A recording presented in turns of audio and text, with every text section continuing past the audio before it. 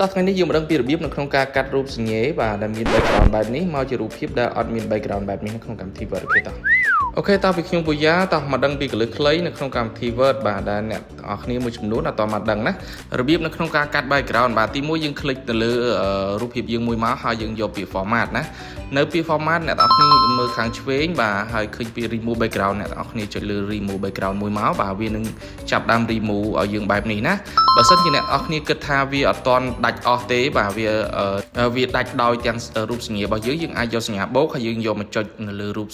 ដែលបាត់ដែលដាច់ហ្នឹងមកវានឹងចេញមកបែបនេះណាអូខេបន្តមកទៀតបើសិនជាអ្នកទាំងអស់គ្នាចង់ដូរពណ៌ណាអ្នកទាំងអស់គ្នាចូល format ដដែលហើយយើងយកពាក្យ color ណានៅក្នុង color នេះអ្នកទាំងអស់គ្នាអាចតេស្តមើលជាក់ស្ដែងទៅតាម color ដែលអ្នកទាំងអស់គ្នាចង់បានណាអូខេបន្តមកទៀតអ្នកទាំងអស់គ្នានឹងទទួលបានរូបសញ្ញាបែបនេះបាទដោយអ្នកទាំងអស់គ្នាអាចប្រៀបរួមយកទៅដាក់នៅលើកិច្ចការងាររបស់អ្នកទាំងអស់គ្នាអូខេពីខ្ញុំពូយ៉ាទាំងអស់គ្នាកុំភ្លេច follow អរគុណច្រើនបាយ